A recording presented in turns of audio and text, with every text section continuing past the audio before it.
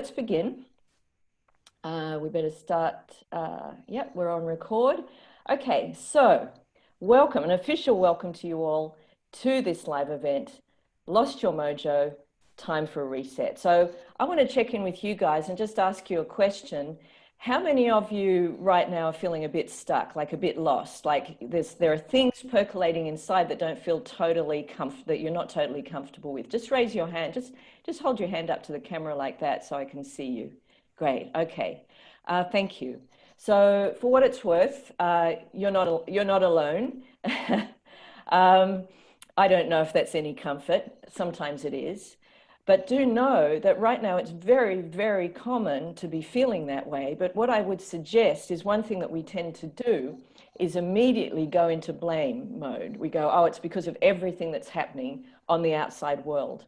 But usually what the reality is that what's happening on the outside world, as dramatic as that can feel, is simply a trigger for something that's always been inside of you.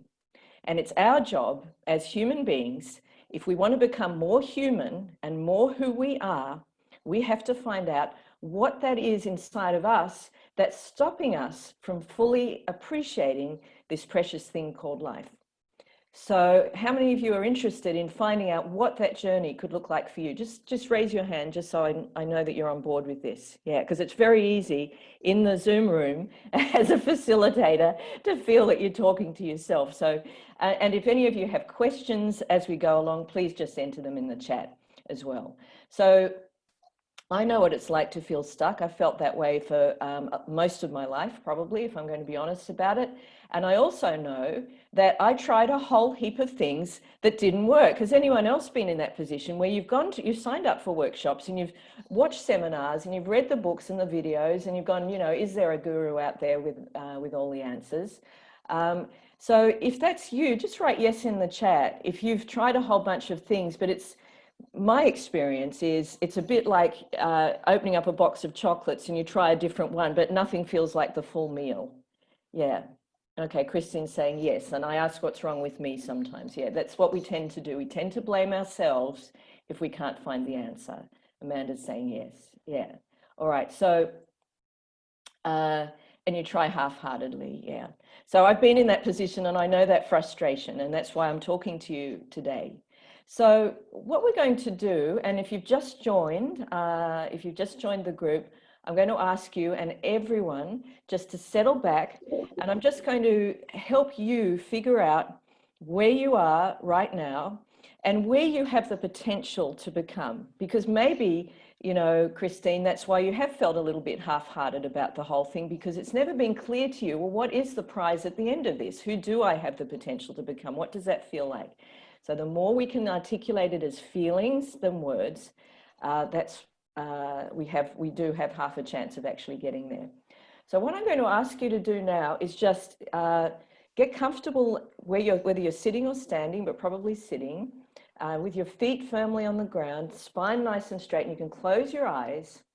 And I want you to take a nice deep breath in. So just breathing in and let it out.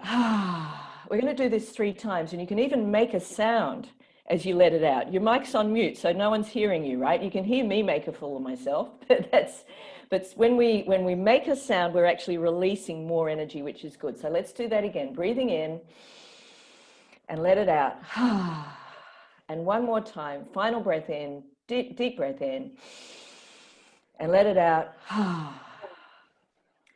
And for this exercise, I'm going to read out a passage to you. I'd like you to keep your eyes closed.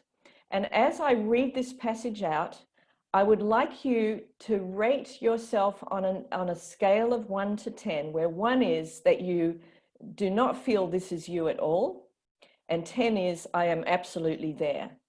And so 5, for instance, would be kind of halfway. I relate to some of this, not all of it. You might come up with a 2, 3, 4 or a 6, 7, 8. There's no correct number, but this is just to help you feel your way through where you're at right now. And I want you to trust your intuition here, okay? Don't overthink this one. Just allow whatever number comes up to come up, okay? So you ready?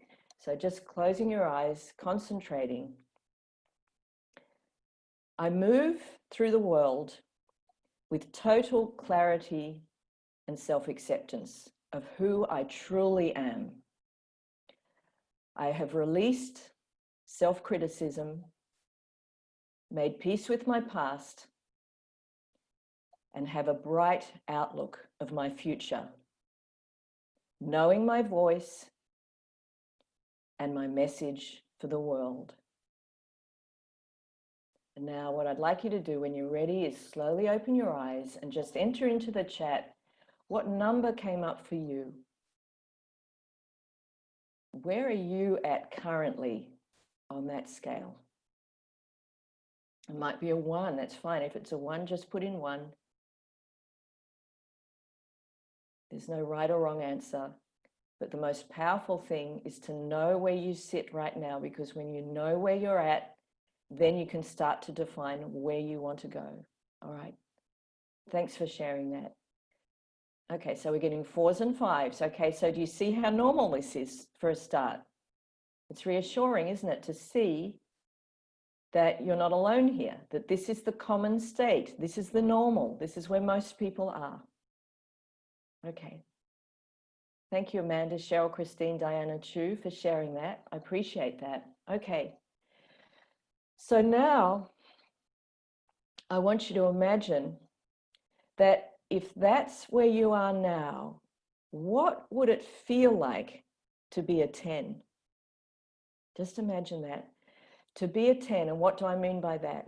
So that you do have clarity on who you are and you accept who you are.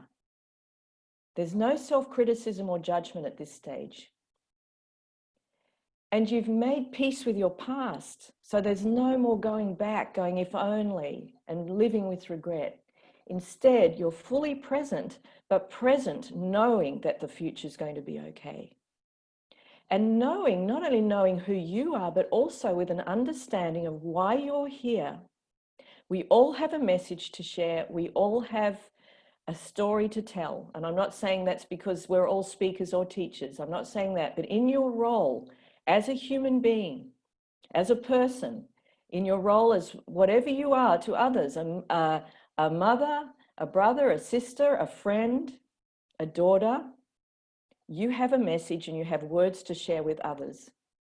What would it feel like to have all those things in place in your life as a 10? So if you can get that into just 1 or 2 words, just enter that into the chat. What would that feel like for you? To be living on this planet with everything going on and feeling this inner calm that cannot be disturbed no matter what.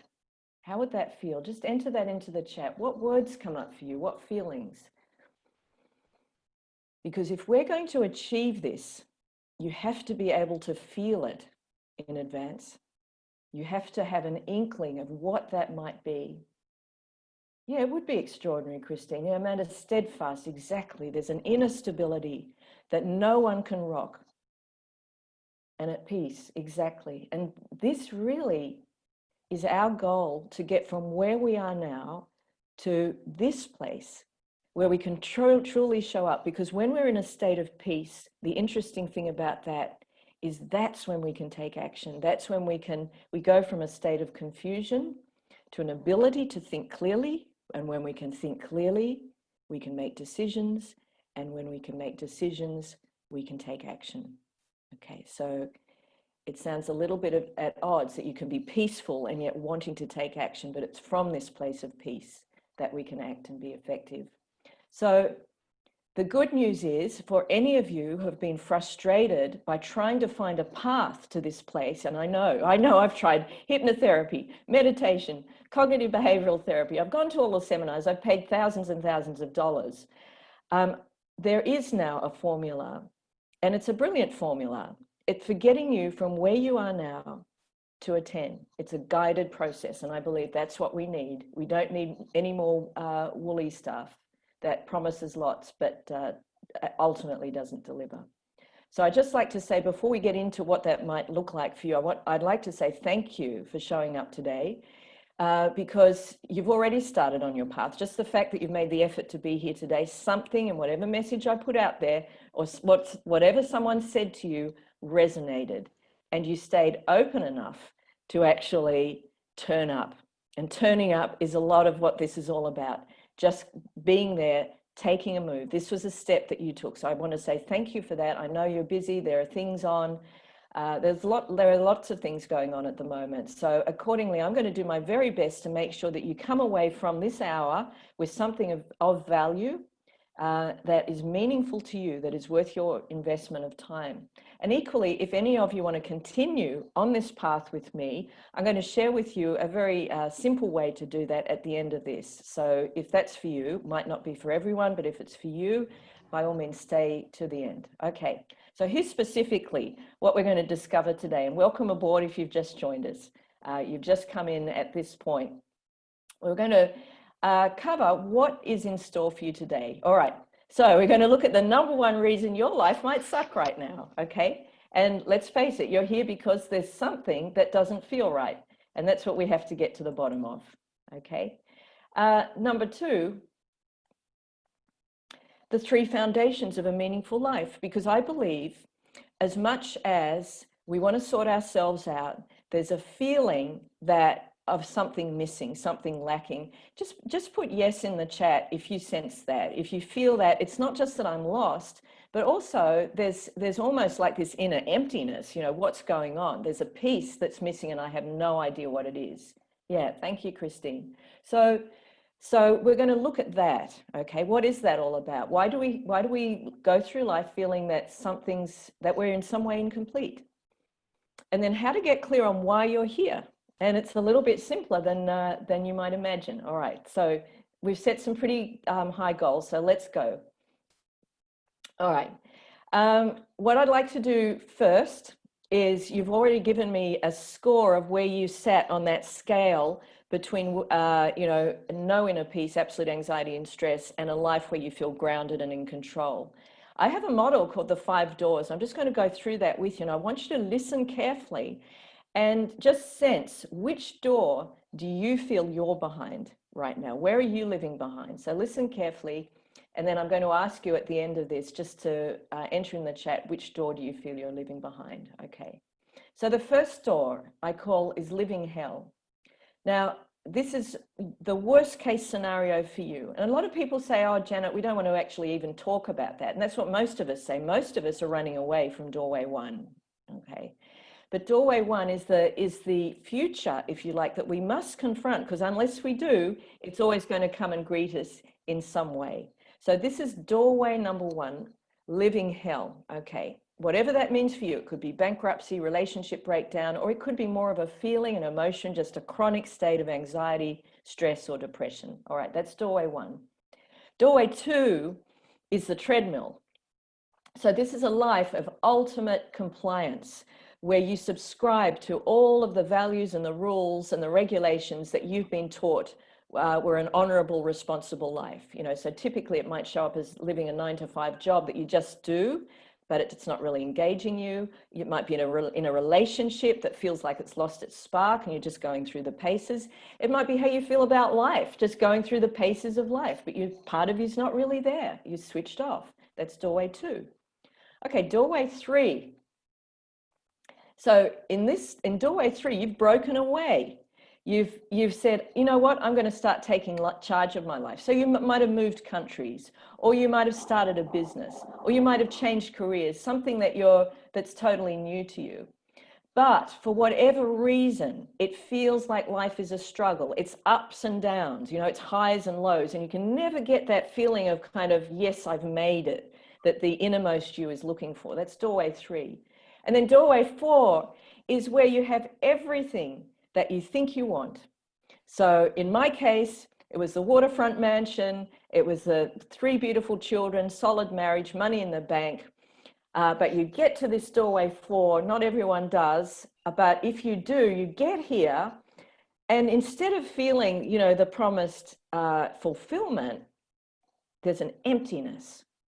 So you've worked really hard, you've got here, but if you're really truthful with yourself, it feels hollow, like a hollow victory. That's why I call it pipe dream. It's a delusional state. Pipes named after the opium dens, 100 or so years ago, where people would live in a clouded, delusional state, thinking that this was what happiness was, but it wasn't really.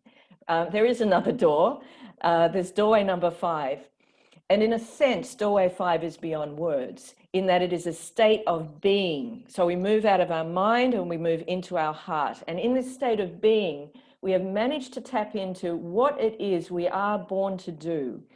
A state of where we are loving what we do, just as I'm loving talking to you guys here today. I know I'm in my right place. So loving what you do, being good at it. So it's something that you have an innate aptitude for anyway.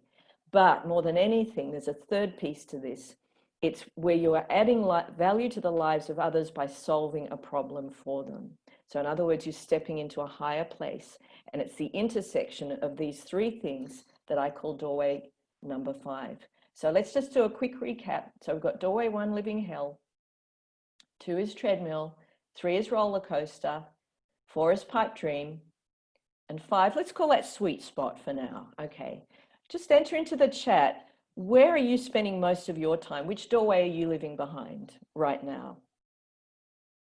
Which is the one that just comes up? And sometimes we can vacillate between the 2. Yeah, choose saying 3. Yeah, Kathy, in a relationship. Yeah, it can feel like that, can't it? So something's going to have to change there, Kathy, but maybe not the relationship. Christine, 3 to 4. Yeah. And Cheryl saying doorway 3. Yeah, thank you. So, okay, so can you start to see where most people are? Typically doorway 3. Doorway 1 is always available to us though, and we have to understand that. And doorway 5 is what I believe where we all deserve to be living. All right. So let's just look at how this is playing out currently. So here we are. This is our present reality right here, right now. What day are we? We're July something 2020. And we know that there's a future reality. It's sometime in the distant future, this whole COVID situation will have resolved itself. Okay, so there's a future point where life it will probably not be like it was, but it will be what we call the new norm. And we'll go, yeah, there's certainty around this. Now, the thing that we don't know is when we're actually going to cross this line. When are we actually going to get to this point where we go, right, okay, it's over now, I can get on with my life? Hey, we don't know, do we? In Australia, we thought we were over the worst, and it looks like we're yet to confront it. It might be 6 months, 12 months, it could be 2 years. We just don't know. Okay, we do know that eventually things are going to settle down though. So how are people dealing with that uncertainty? What's the most typical response? Okay, see if you relate to any of these. So most people, and you've seen just from this small sample in this room, are living behind 2 or 3, doorway 2 or 3. So when confronted by the pressure of change, what happens? They go into a state of fear. And when we go into a state of fear, we think we're okay. We think we're just cruising along. But the reality is we're actually on a downward spiral. This is what's happening. When we retreat and we essentially hibernate, what happens is that we start to slip downwards. Okay, we see that in our individual lives, and we also see it in businesses as well. How many businesses are not going to open again? You know, the owners of those businesses they've just ridden this line. So basically, they've allowed fear to dictate the current situation. So that's in psychological terms, we would say that's a freeze response, right? Okay, I want you to think about how you've been responding to COVID as I go through this. So, and it's a sense of panic at its worst. All right, the next response, the second response, is to feel that you're taking some kind of action, but there's no strategy behind the action. But you feel that just by being busy, whatever that is, you know, checking up on a WhatsApp group to see the current state of affairs, watching the news, staying vigilant, we feel that that's taking action, but actually it's unshaped action. And what that means, over a period of time, you're pretty much going to end up where you are now with nothing really gained, just more of the same, right? And this is like a flight response. It's a state of denial where we think that we're facing what's going on, but in fact, we're not. And typically, you know, at the beginning of this crisis, we saw it with people prepping. That was their way of dealing with it. It's like squirreling away nuts for winter. This is how they would deal with it. But that's a little bit delusional. So where we want to go is onto the green line. And I call this a fight response, or it's really taking assertive action. It's actually taking back control, okay? So this is where you actually have a strategy for going forward, right? You say, okay, I'm here right now. This is where I want to get to. And when I'm at this point, then I'll be able to actually, life will not dictate to me. I will dictate to life. I will take charge. Gone anxiety, gone stress. Okay, so it's about repositioning yourself. Now, at the moment, let's say that we're all here. Okay, now our enemy is time. So if we allow ourselves to drift, what's going to happen? If we allow ourselves to drift, the inevitable passage of drift is down. If we allow ourselves just to fill the days with inconsequential action, the inevitable outcome is no change, more of the same. If that's fine for you, then that's fine. But if you feel that not only do you want to start taking control because you're sick and tired of feeling anxious and fearful, then this is the time to do something about it. And this is the time to do something about it, because look at what happens if you allow yourself to drift. If you're on the red line, imagine in 3 or 4 months' time trying to get back up to this green line. Okay, so where we want to go is onto the green line from a position of strength. And if you can find yourself on this line, if you can take action and live your life from a purposeful perspective, the inevitable trajectory is upwards. Okay, it's the equivalent of crossing that fifth door threshold. So just raise your hand now, or let's just put into the chat, just in the chat, just write R for red, O for orange, or G for green in terms of where you would like to be when all this is over and where you feel you could be, okay? I just want to create some awareness around this. Yeah, there's part of us that's saying we belong on the green line, isn't there? Exactly. And this is where I believe everyone needs to be, and that's why I'm talking to you today. So yeah, and let's look, when all this is over, if you haven't moved up to the green line, can you even pick yourself up from the red line? I believe many people won't. We're going to see society starting to split. So you want to be on the right line when that happens, okay, to deal with all the things that are going to happen. And there will be opportunities as well. So we'll talk about that in a second.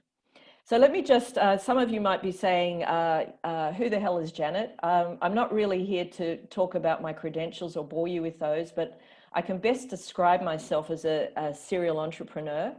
So throughout the course of my life, I'm 59 now, so I've probably had the best part of 40 years working away at different occupations. I ran restaurants. I starred in a movie. I was actually given a lead role in one of the well-known Australian soapies, which I actually turned down, fortunately, because I don't think that was the path to happiness for me. I then went into advertising, ran an advertising agency. I am fascinated by what makes people tick, and I think that's carried through. But you can see from here, I actually had no idea what my true life path was. It's very schizophrenic when you look at it. I did multi-million-dollar real estate developments, bought, sold, renovated 117 properties, ran a wedding business for 10 years. You know, it's crazy all over the place. So I look back on that, not with self-judgment, but kind of a little bit like, whoa, didn't I put a lot of effort into pursuing the wrong careers?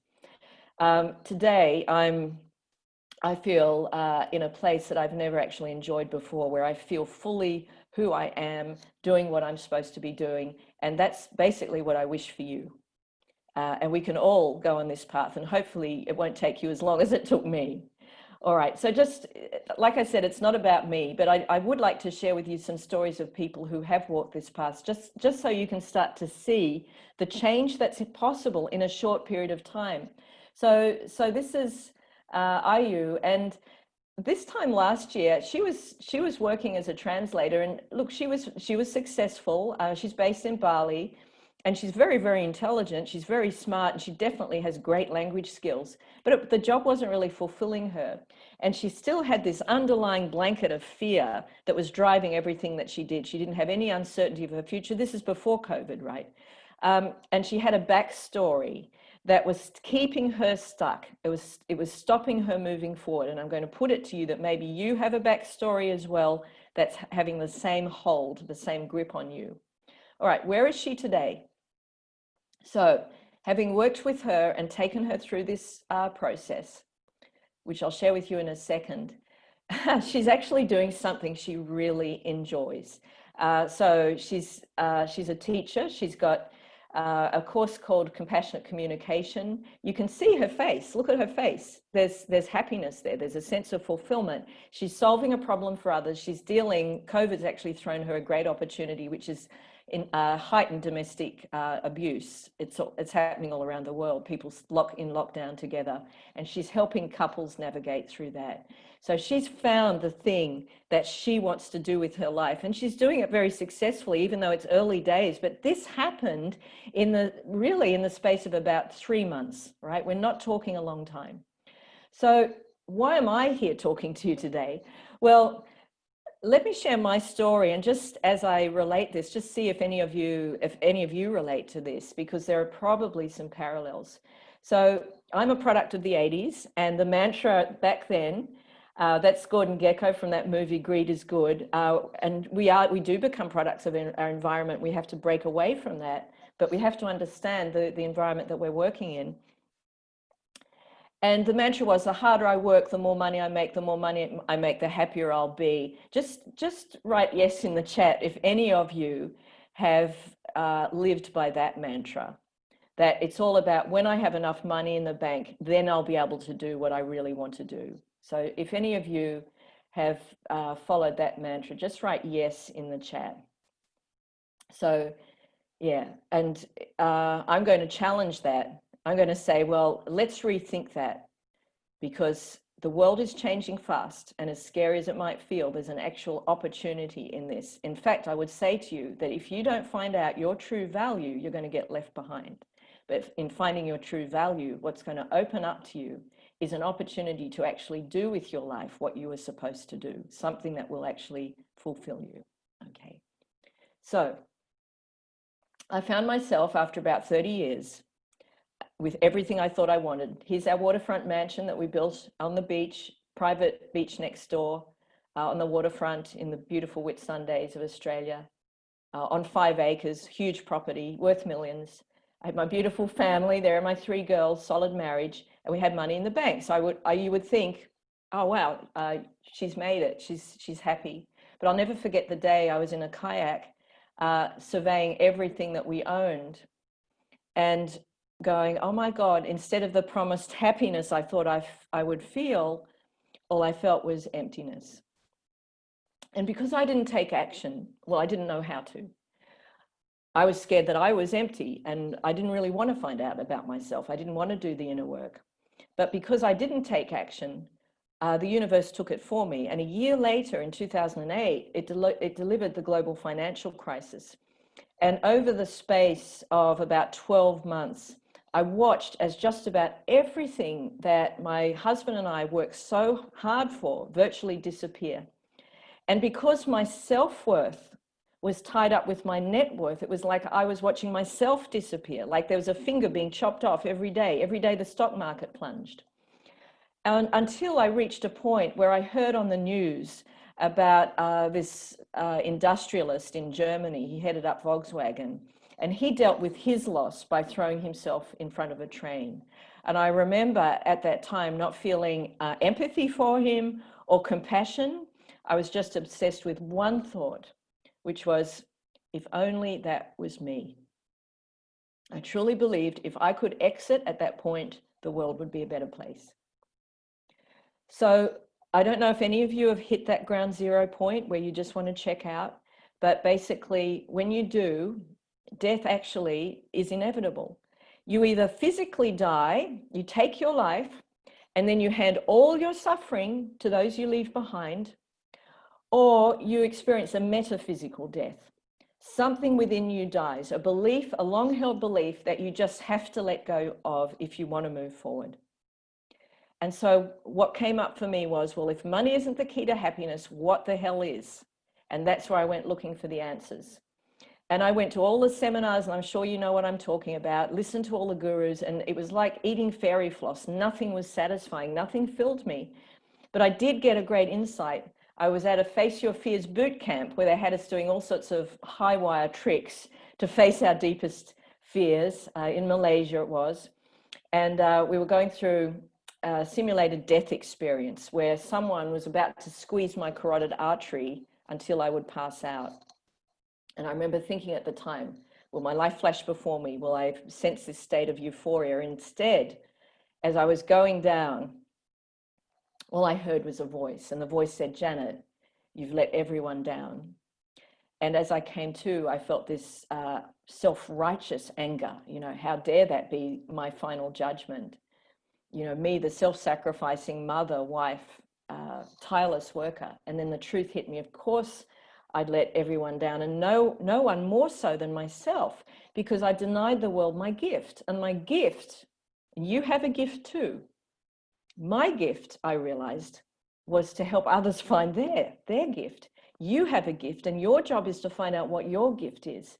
But I made the great mistake of thinking that by being selfless, I was being noble. But in fact, by being selfless, I was being selfish.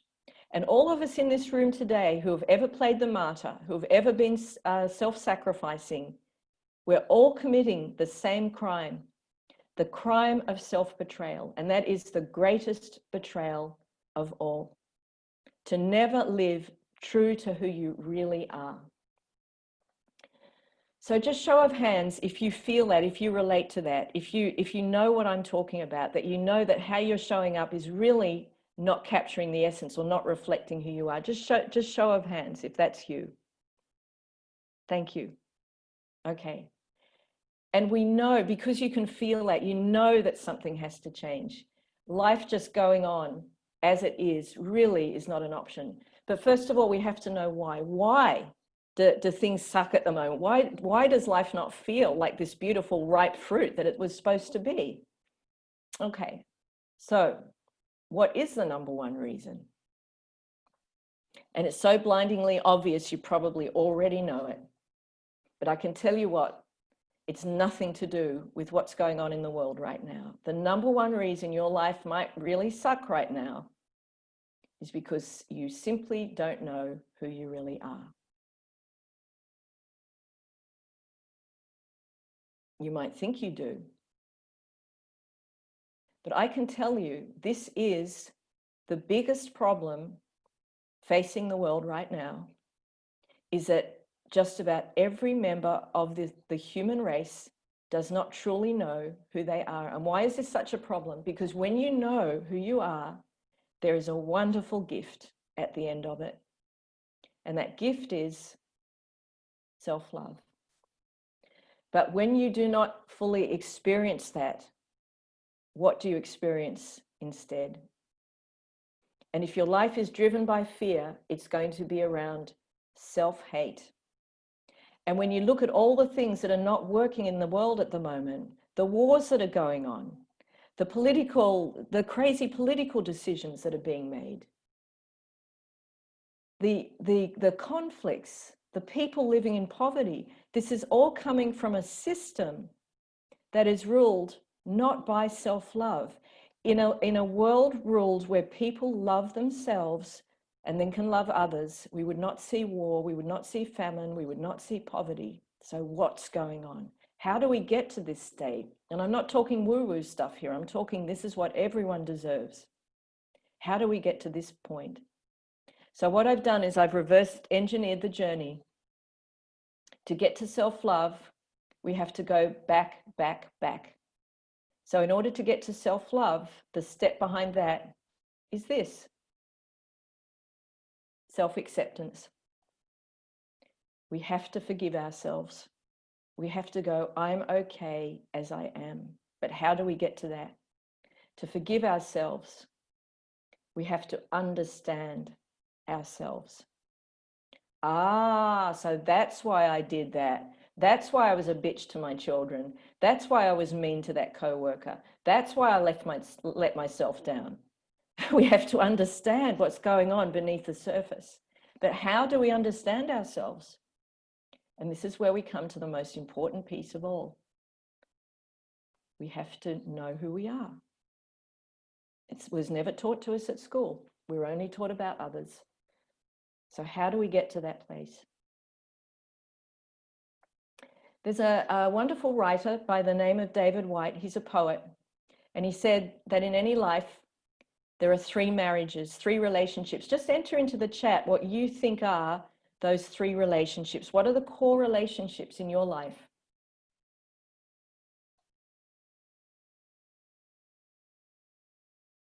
Thanks, Amanda. Thanks for your comments, guys, too. Yeah, so Kathy's got self, God, partner. Yeah. Yeah. Excellent. Okay.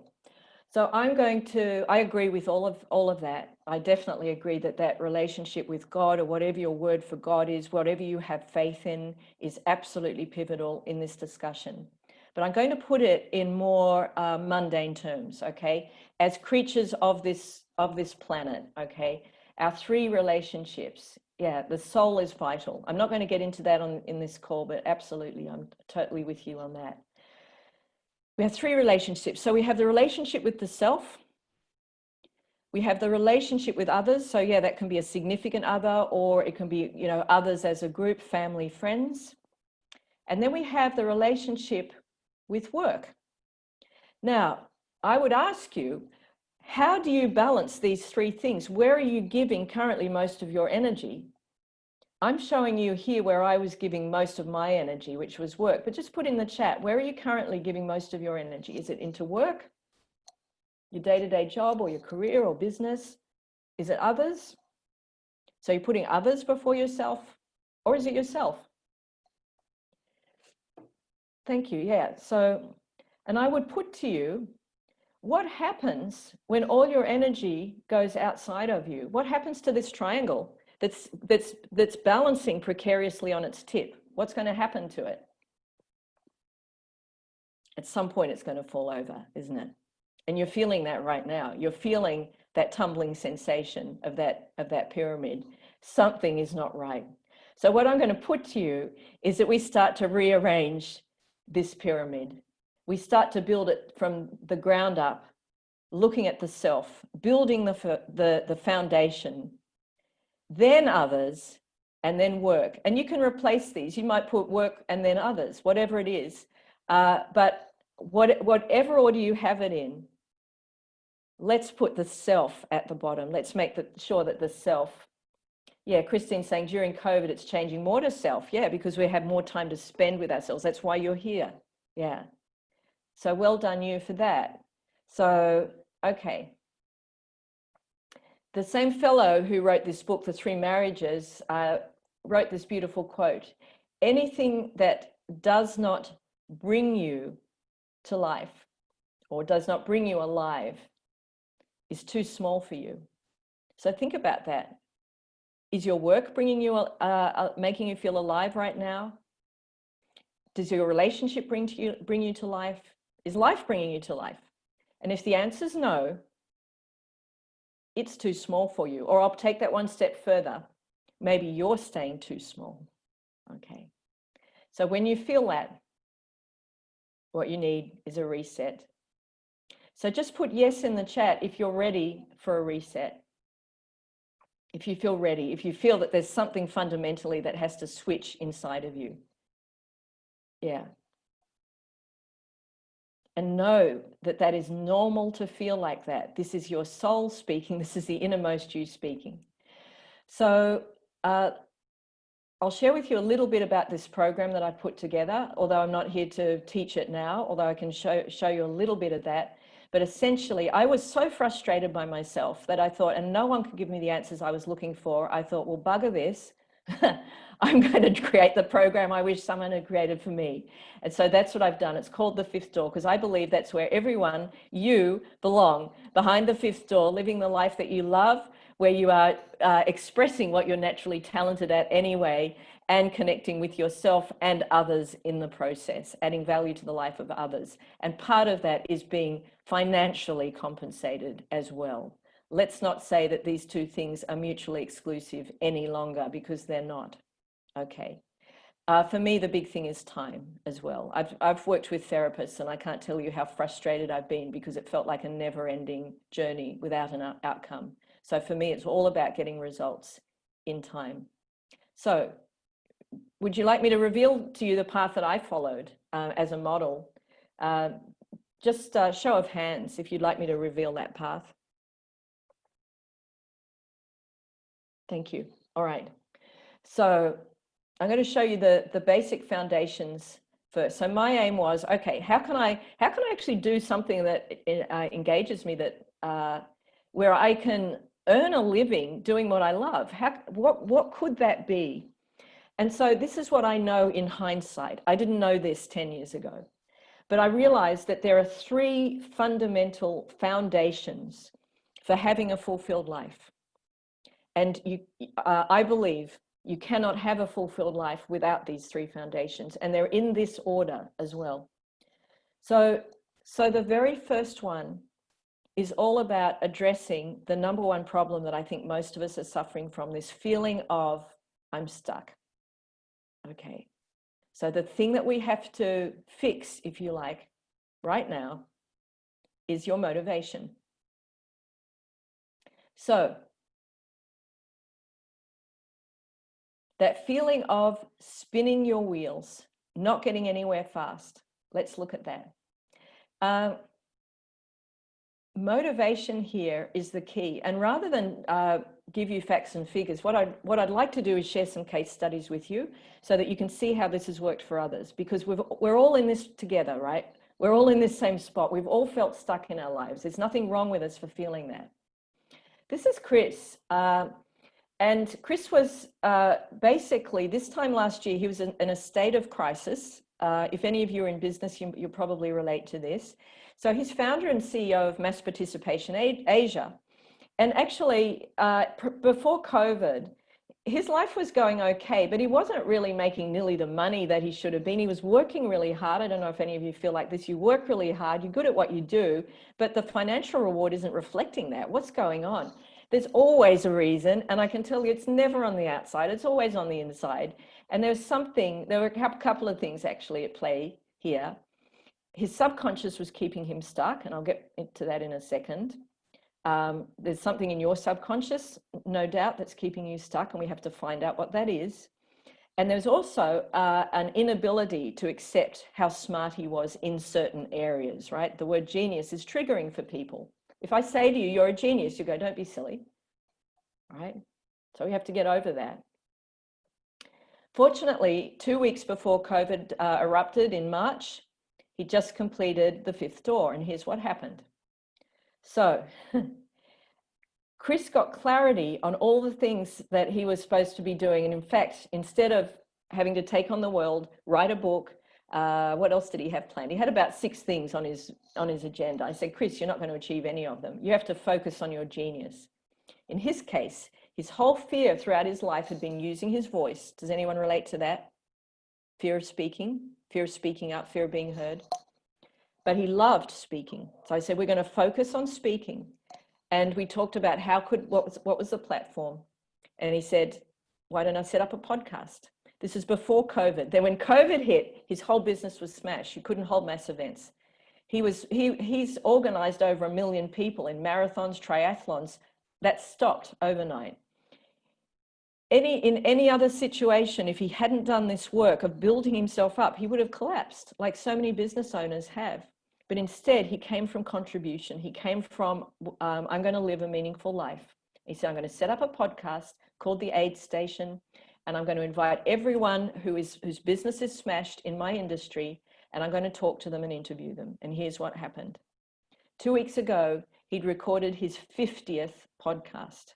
He interviewed a person every day I've been holding a mastermind and Chris has been joining us every week, but he missed the last 2 sessions because he is so busy with people throwing work at him. He doesn't know what to do. So he's got the opposite problem, but he's involved in launching a new product, becoming a consultant to people in Dubai, and people are throwing money at him just because he stayed true to who he was and what he was supposed to be doing with his life, and he showed up. So, and this is something he wrote just after he finished. I'll have to get him to write a new testimonial actually, because his life's gone way, way higher than that now. But the important thing is it gave him the stability he needed to get through. So that's the first thing, the motivation to actually take action. So that was the big issue for Chris. The next issue is straying from our path. So not inability to focus. So this is where we get to the next key, where we go from being a mystery to ourselves to mastery over who we are. And in that mastery, we start to accept that we're gifted. And not only that, we focus our energy on that gift. So think about that. Do you know what your gift is? Either, in most cases when I talk to people, either they don't know because it's been deeply buried, or it's something they just take for granted and they go, oh, anyone could do that. Okay, so here's another case study I want to share with you. I want to share this one because actually this woman here, Sarah, is my sister.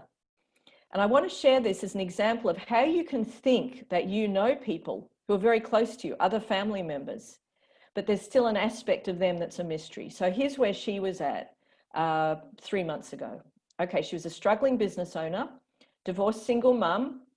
She was a vet before that, but she didn't like wearing a white lab coat.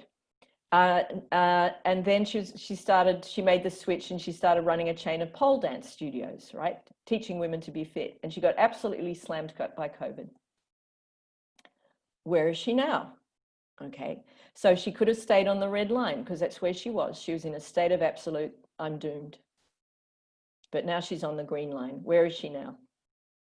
She's gone from being that panicky business owner to she's created a vision for herself, which speaks to her true love, because she always did love animals, but she just didn't like being a vet.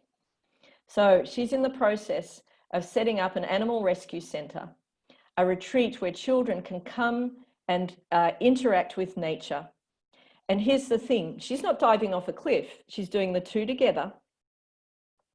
But her pole dancing studios are booming because instead of receding and going on that red line down, she showed up. And so she showed up throughout COVID, throughout the lockdown. She recorded videos every day, shared them every day. And accordingly, people trust her and have confidence. So she's making more money than she's ever made before, even though she knows it's not her ideal life. But she's able to do it because she's got a longer term plan. Does that make sense? So I'm not saying that you suddenly have to change overnight, but you do have to know what your true path is. And this is what she was saying, that what was revealed to her was her intelligence type. So your intelligence type, your area of smartness, I think someone on this call is in accounting or tax. Your genius might not even be in logistic or mathematical thinking. I worked with a Wall Street trader who's a billionaire, but he had a pit in his stomach every time he went into a board meeting, and his core intelligence was interpersonal. And now he's lobbying, and he's set up an organization called SaveEarth.org. And he's living the life he always wanted because he's all about how he relates to people. He was never about numbers. So what happens? The third thing is that we want to stay small, okay? Here's the irony. When you acknowledge that there's something bigger than you, that's when you start to grow. When you acknowledge that there's something bigger than you, a bigger cause, that's when you grow into the giant that you actually have the potential to become. But while you think the world's all about you, it's all about you and dealing with your fears and woe is me and I'm a victim, you stay like that mouse because that's your ego working with you there to keep you small and safe. It might have worked for us as children, it doesn't work for us as adults. So, how do we get motivation, mastery? And then the final one meaning. I'll share that with you in a second, but that's the combination. Let's get your mojo back, right? Let's get you moving, find your motivation, then find out where your true genius is, and finally, what is it that you're supposed to be doing with your life? And here's another story, Mandolin. She was a global speaker, but she'd hit a ceiling. Now she is the founder and curator of Alter Ego Global, and her mission is to help women around the world. She's gone back to the States now. She's single and thriving, but she's had her whole life turned around, and you can see on her face, she's found her passion. So as a speaker, she's found her message, but more importantly, she's found her meaning. And this is what awaits you. So what's the key to all of this? This is what the journey looks like. So if you want to go on this journey with me, this is the formula. There are 3 steps. The first one's called pain to passion, where we work out what's beneath your surface, what's been holding you back. I won't go through all the steps right now, but just so that you know this, to get a sense of the journey, right? So we have to go back into your past, because everything that's not working for you right now, I guarantee, is anchored back there, and we have to shift that so you become conscious of it. Does that make sense? So I have a formula for that. But passion on its own is not going to get you to where you want to get to. So passion is unformed energy. So what we have to do is give form to passion, give it shape, funnel it into the one thing that you're really supposed to be doing. And to do that, we look at where you're smartest, your behavior type, your intuitive self. We bring it all together. I go, that's your razor sharp edge. Don't stray from that. Just like I did with Chris. Chris, podcast, use your voice. This is where you're most powerful. But the problem is, if we only do that, if it's all about us, ultimately we will exhaust ourselves. We will run out of energy. So this is why the third part is so essential, that acknowledging that there's something bigger, committing to a cause. Okay, and this is where you live a purposeful life. But it's not about being Mother Teresa or Nelson Mandela. It's not about sacrificing yourself. No more of that. It's about committing to a problem you want to solve because you personally have suffered at the hands of it. And to know what that is, this is where pain to passion comes in. This is the first vital step. You can't do the other 2 steps before you've done this. Does everyone get that? Does that make sense? You can see that there's a journey here that we have to take. It's like the hero's journey. So, would you like to discover how to open this lock? What's the first thing that we need to do? What's that green piece all about? This is the first step in the pain to passion process. So this is where we set your vision. How many of you are clear on what you want in life right now? How many of you know exactly what you want? Does anyone? I'm not expecting to see any hands go up. All right. So this is how would you like to get clarity in about 15 minutes? Just put, Christine's saying pretty clear. How would you like to be absolutely clear, though, so that you couldn't actually argue with it? You weren't left wondering. Yeah, that'd be cool, right? Okay. The only way, it doesn't come from me. I don't tell you. I'm not a coach or anything. I'm just a guide. But it comes from you. All right. Which leads me to this question: have you ever set a goal and failed? Just show of hands. Who's done that? You go, yeah, I know what I need to do. I need to get blah, blah, or I need to, earn so much money. Why is that? Yeah, thanks, Diana. Why is that? Remember how I thought I wanted the house and the money in the bank, and that if I had the perfect family and the perfect marriage, I'd be happy? Because we base it on what we think we want. But our mind is what got us to this place in the first place. How is it going to get us out of there? That's the last place we want to be going. So where do we need to go? Just enter into the chat what you think you want. I'm curious. What do you think? What's the one thing that would make the biggest difference to your life right now?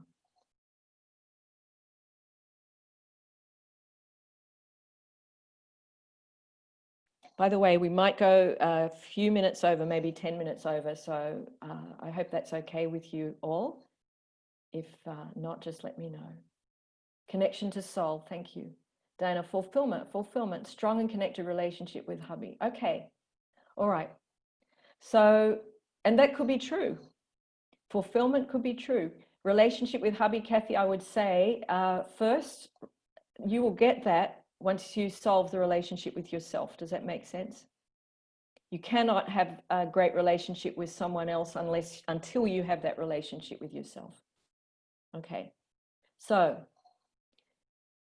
the goals that ultimately fulfill us, that we do achieve, are based on what our innermost self really needs. So how do we actually tap into that? And this is a problem I always had. People would say, oh, just write down what you want. And I'd look at a blank page and I'd freak out. I go into freeze mode. Then in freeze mode, we can't imagine. And I think it's so unfair when coaches or teachers expect us just to be able to draw out of the blue what we want, because it doesn't work that way, because we've been taught not to tap in. So this is Joel. He's an amazing guy. He's a very influential speaker, coach, entrepreneur. His business, Addicted to Success, has attracted over 50 million views through his website. And he's worked with all the best people in the world. But I took him through this process. And even someone like that discovered something. Even someone who had done all that work discovered something he wasn't aware of. What did Joel discover? He's all about helping people become successful. He's all about, that's why he's called Addicted to Success. So what did Joel discover? So he established his core need and his two other needs. I work with triangles a lot. It's easy to remember something with three sides. Now, here's what Joel discovered. And here's what you'll discover. I'm going to share with you, if any of you would like to do this exercise, just hang in there, because very shortly I'm going to share with you how you can do this. Okay. And it doesn't require a big financial investment or anything like that. When you discover your core need, what you realize, and if you pursue the core need, if you can articulate it, and yes, it might be fulfillment or it might be something else, but if you really commit yourself to this, something wonderful happens. Not only is it the thing that the innermost you wants, but it actually becomes your purpose. It becomes your reason why. Why is that? Because ultimately it becomes the thing that you have to give to others. And the triangle works in a really mysterious way, because your second and third needs become how you achieve that why. So let me share Joel's example with you so you can see how this works. So at the top of Joel's triangle was self-love. Okay, so he recognized that even though he was hugely successful, there was still a piece that was missing that he needed to build. By the way, I normally don't share people's results, but Joel gave me permission to do this. And I did share this at one of his functions, at one of his online seminars. So his second and third needs were focus and creativity. So how does this work? So for Joel, through focus and creativity, I achieved self-love. So how did that pan out? I did this work with Joel last November. And 1 month ago, he hosted a summit that attracted thousands of people from all around the world.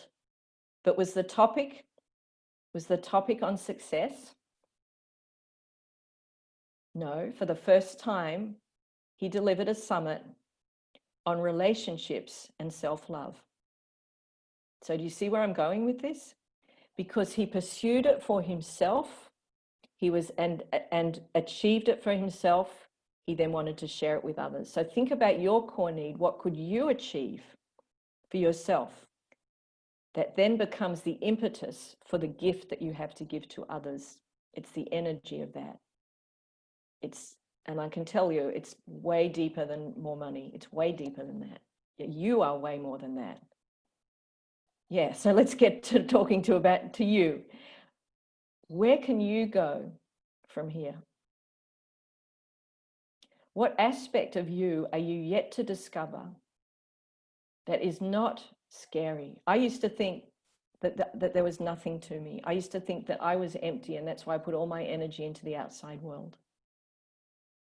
But what do you have the potential to find out about yourself that will not only alleviate any anxiety and stress, it will not only cure the things you're not enjoying about your life at the moment, but you also get something much more than that. You get yourself back. And when you have yourself, everything becomes okay. Imagine that, where it doesn't matter what they're saying on the news, everything feels okay. So let's just look at what we've learned today. The number one reason things might not be working for you right now is purely and simply that you just do not have that relationship yet with yourself. That's the number one focus for your life right now, is to get that in place. Everything else will take care of itself. The 3 foundations. So what does that mean? It means getting your mojo back, getting motivated, gaining mastery over this wonderful gift that you have that may not be, probably is not clear right now, knowing exactly what that is, and then finding out the thing that's going to give meaning to your life. They're just 3 simple things. But unless you bring those into your life will continue as it always has. And why I'm sharing this with you is I've walked this path myself. I teach this path. But I also feel so frustrated seeing that no one is learning this. No one is being taught this. They don't teach it to us at school. Our parents never taught it to us. No one taught it to us. We have to figure this out for ourselves.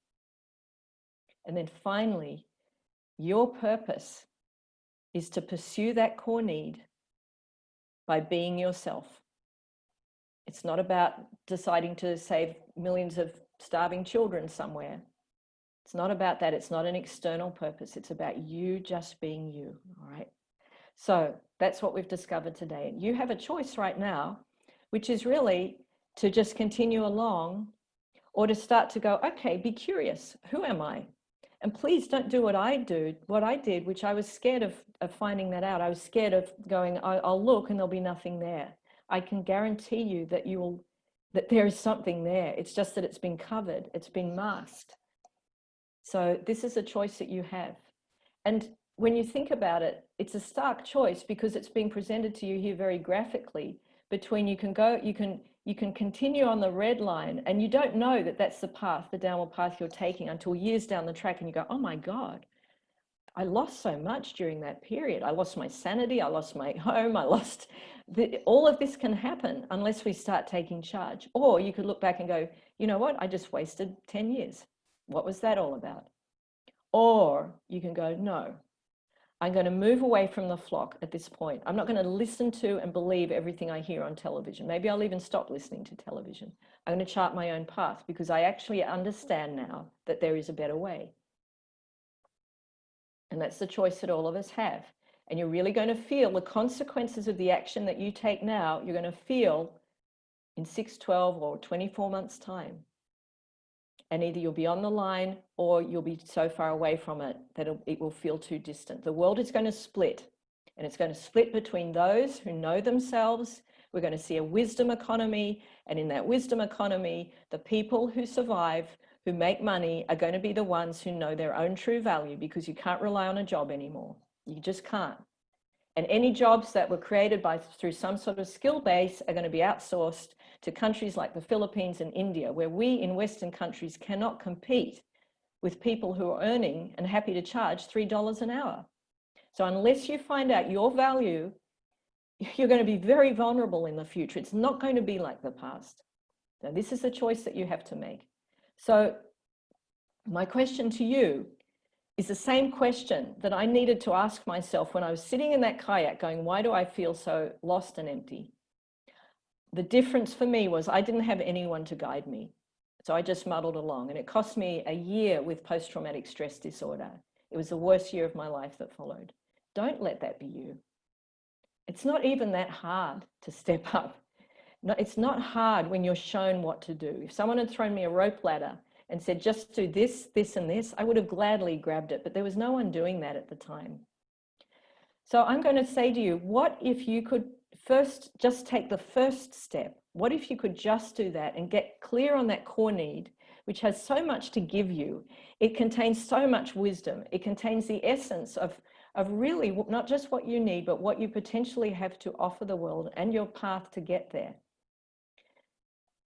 So for some of you, and I'm not saying this is for everyone, what I'm offering you is to actually be able to do the exercise, and I'll guide you through it. And we can do this in a very short space of time, just a 2-hour masterclass, just like this, except it'll be longer, where you can get clear on your vision and mission. And I'm going to share with you the one thing that will stop you getting it. You need to know that. I won't go into that right now, but you need to know what that is. But once again, the good news is the enemy is not outside, the enemy is within, but we have to actually know what that is. And then the full model so that you can see how to move through with every aspect of your life. So just put in the chat, the letter I, if that might be of interest to you to take this next step. I'm not saying that you have to commit. I'm just saying, yeah, maybe. What have I got to lose? A session just like this.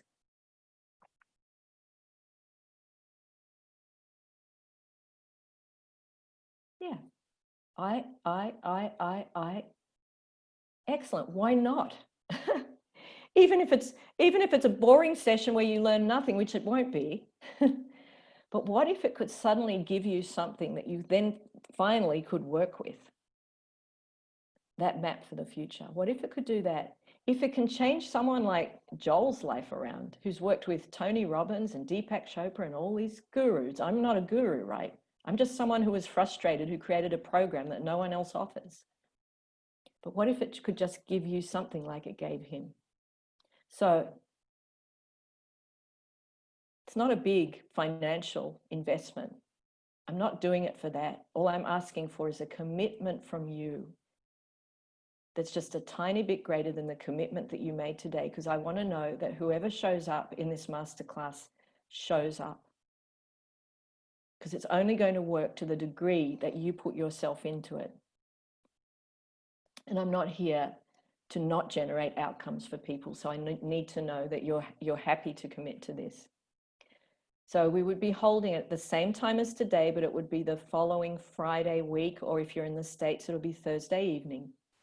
And my trusty sidekick, Ben, is just going to share, she's just shared the link to that in the chat. So all you have to do to register is click that.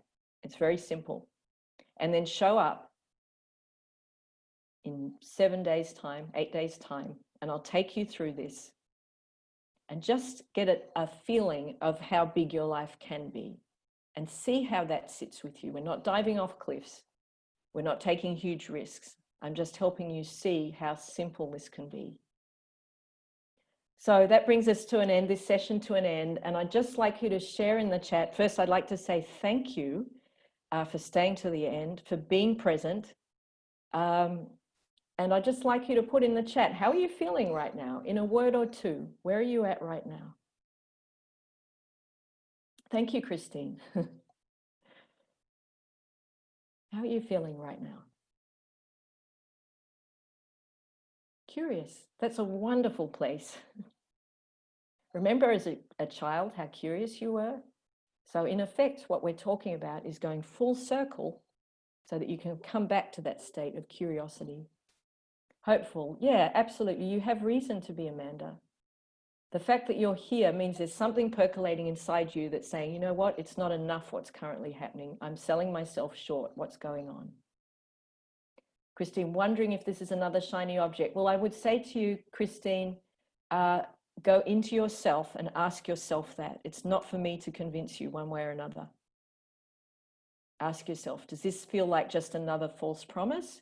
Or does it feel like I could be tapping into my deeper self? Only you can answer that. Diana, thank you. And I feel clearer. Okay, thanks, Diana. Yeah, once we know that there's a path forward, what I find is the fear starts to subside. because fear comes from an uncertainty. An uncertainty, that fear then creates confusion. And when we're confused, we can't make decisions and it gets worse. We spiral down. So even the knowledge that maybe there's a path through this is going to help your anxiety level. Okay. Yeah. Yeah, no, I got that, Christine, that I understand that. And I know myself, I was often accused of being a workshop junkie because I would sign up for everything. And I had countless arguments with my husband about it. He said, "You're not spending more money on a bloody workshop." And I said, but it did, it was a zigzag path. But it finally made me say, I'm going to create the bloody thing myself. But it did, every workshop gave me something, but I just felt, yeah, some were not delivering value. Absolutely, I understand that. Okay, so, all right. Well, thank you all for being here today. And I hope that I see some of you next week. I really look forward to that session, actually taking you through the exercise. I love seeing insight flash up on people's faces. That's my joy. That's why I do this. And if you feel it's not for you, that's absolutely fine. I'm just putting it out there for you. So till then, take care, and I'll see some of you next week. Bye for now.